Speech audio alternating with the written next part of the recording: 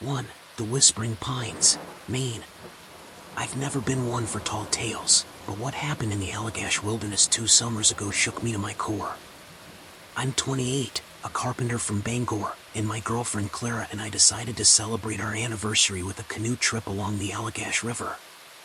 We'd camped plenty, so we felt ready for the remote waterways, miles from cell service. Locals warned us about the Whispering Pines, a stretch of forest where strange sounds echoed, but we brushed it off as superstition. We paddled for 3 days, the river calm, the pines towering like sentinels. On the 4th night, we camped near a dense grove, the air heavy with moss and pine sap. Clara was roasting hot dogs over the fire when we heard it, a faint whisper, like voices murmuring just beyond the trees. I figured it was the wind, but Clara's eyes widened. "That's not wind, Tom," she said, her voice tight. The whispers grew, forming words we couldn't catch, like a crowd arguing in a distant room. I grabbed my flashlight, scanning the grove. Nothing but shadows dancing in the beam. Then the whispers called my name, Thomas, clear as day, in a voice that mimicked Clara's. She grabbed my arm, her nails digging in. "I didn't say that," she whispered, trembling. The voice came again, now from the river, mocking, angrier. We doused the fire, retreating to the tent, zipping it tight. The whispers circled us, dozens now, overlapping in a cacophony that made my head throb. Shadows flickered outside, too tall, too thin, their shapes bending unnaturally against the tent walls. We didn't sleep, clutching each other as the whispers taunted us, sometimes giggling, sometimes snarling. At one point, I heard my late father's voice, pleading, "Come out, son." My stomach churned. I hadn't told Clara he'd died in a car wreck years ago. Dawn broke, and the voices faded. We packed the canoe in silence, paddling downstream, the forest eerily still. That afternoon, we found a ranger's outpost, and I asked about the pines. The old man's face darkened. "You heard them, didn't you? Folks say those woods hold the voices of lost trappers, luring people off the river. We thought it was over when we left, but back home, things got stranger." Clara started waking up, whispering in her sleep, words I couldn't understand. One night, I caught her standing by our window, staring into the yard, murmuring my name in that same mocking tone from the woods. I shook her awake, and she swore she didn't remember. Last month, I found a pine needle in her hair, though we hadn't been camping since. Sometimes, when I'm alone, I hear that whisper again, faint but clear, calling from the shadows. Clara and I don't camp anymore, but I feel like those pines are waiting, patient, for us to return. 2. The Hollow Man, Montana. I've lived in Bitterroot Valley my whole life, 35 years, working as a fly fishing guide. The forests here are my second home, but after last fall, I don't guide near Ravens Pass anymore. My client, Sarah, a journalist from Seattle, wanted a remote fishing spot for a story on solitude. I warned her about the pass, locals call it cursed, tied to missing hunters, but she insisted, so we hiked in, rods in hand, to a creek deep in the mountains. The trail was overgrown, the air thick with cedar and damp stone.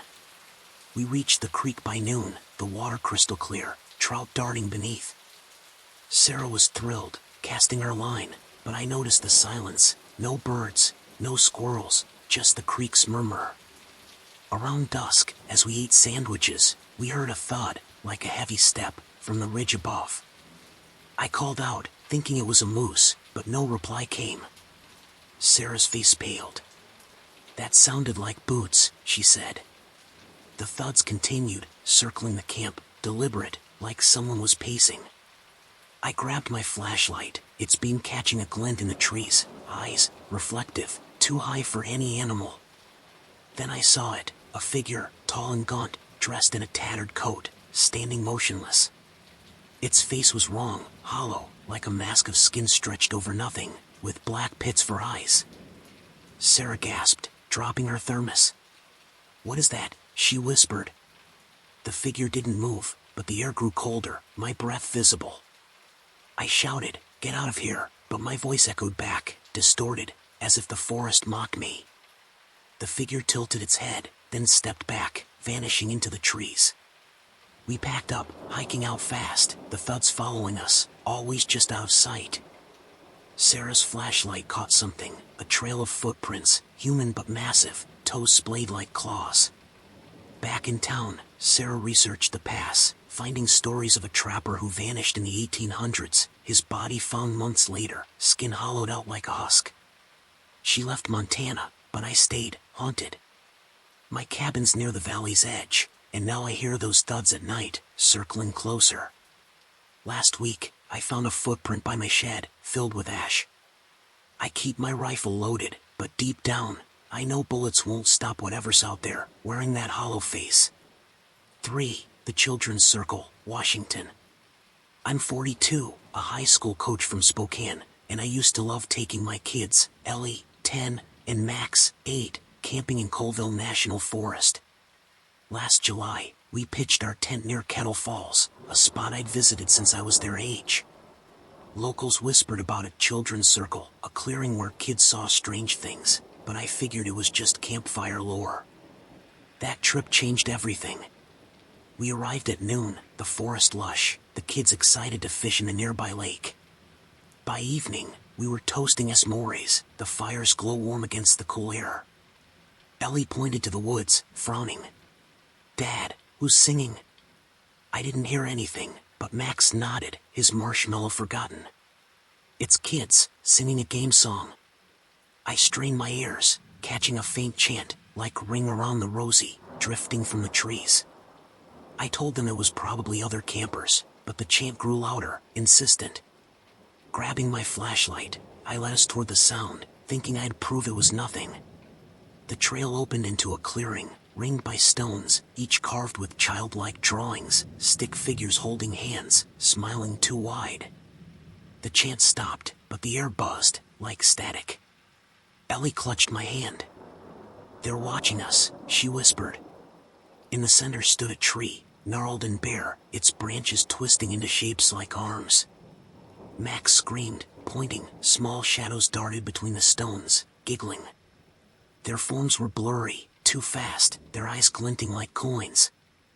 I yelled for the kids to run, but the shadows circled us, their chants resuming, now in voices that mimicked Ellie and Max' stay and play. They sang, laughing. We broke free, sprinting to the tent, the giggles chasing us. Inside, we huddled, the shadows pressing against the nylon, their hands leaving smudges like soot. At dawn, they vanished.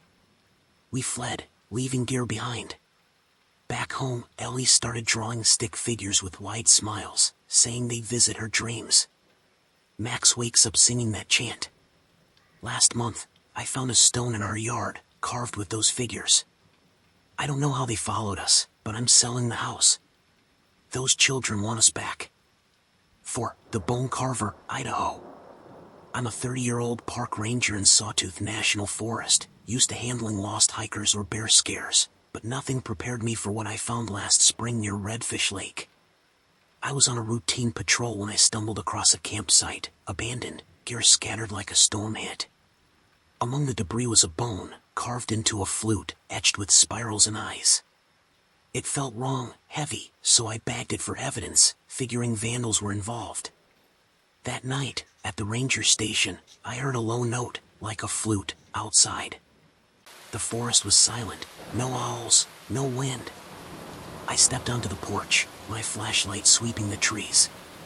The note came again, closer, followed by a smell, rotting meat, sharp enough to gag me. I called out, thinking it was a prank, but the trees answered with a rustle, like something massive moved through them. Back inside, I locked the doors, the flute notes circling the station. My radio crackled, spitting a voice, "Play it." I froze, the bone flute was in my pack, untouched. Shadows shifted outside, tall and jagged, their outlines like antlers. I didn't sleep, clutching my service pistol. At dawn, I hiked to the campsite, hoping to return the flute. The site was gone, replaced by a clearing of bones, animal skulls, ribs, all carved with those spirals, arranged in a circle. The flute notes sounded behind me, and I turned to see a figure, cloaked in hides, its face a patchwork of bone. It pointed at the flute in my hand, its eyes glowing like embers. I dropped it and ran, the note chasing me, growing into a scream. I made it to my truck, but the flute was back in my pack. I burned it, but the smell lingers in my cabin. Every night, I hear that note, and my windows fog with breath that isn't mine. Whatever carved those bones isn't done with me. 5. The Forgotten Trail, Kentucky. I'm 26, a grad student from Lexington, and last fall, my friends Mia, Josh, and I hiked in Daniel Boone National Forest for a weekend escape. We found an unmarked trail near Red River Gorge, overgrown but passable, and decided to explore, ignoring warnings about forgotten paths from a gas station clerk. We were young, cocky, ready for adventure. The trail wound through dense oaks, the air thick with damp leaves. By noon, we noticed carvings on the trees, arrows, circles, some fresh, others moss-covered. Josh, a history buff, said they looked native, maybe Shawnee, but they pointed deeper in. The forest grew quiet, no birds, just our footsteps. Mia stopped, pointing to a tree with a carved face, eyes hollow, mouth gaping. "That's new," she whispered, her voice shaking. Dusk fell, and we realized we were lost, the trail looping impossibly. The carvings changed, now human figures, hands reaching, faces screaming. Whispers started, soft, like leaves rustling, saying our names, Mia, Josh, from all directions. We ran, flashlights bobbing, but the path narrowed, thorns tearing our clothes. Shadows moved alongside us, tall and thin, their limbs bending like branches. We stumbled into a clearing, a stone altar at its center, stained dark. The whispers became screams, and the shadows closed in, their faces like the carvings, hollow, hungry. Josh tripped, and something grabbed his leg, dragging him into the trees. His screams cut off. Mia and I ran, finding the trailhead at dawn, bloodied and sobbing. Josh was gone. Rangers searched but found no altar, no carvings. Mia won't leave her apartment now, and I see those faces in my dreams, whispering my name. Last week, I found a carved arrow on my door. The trail isn't done with us,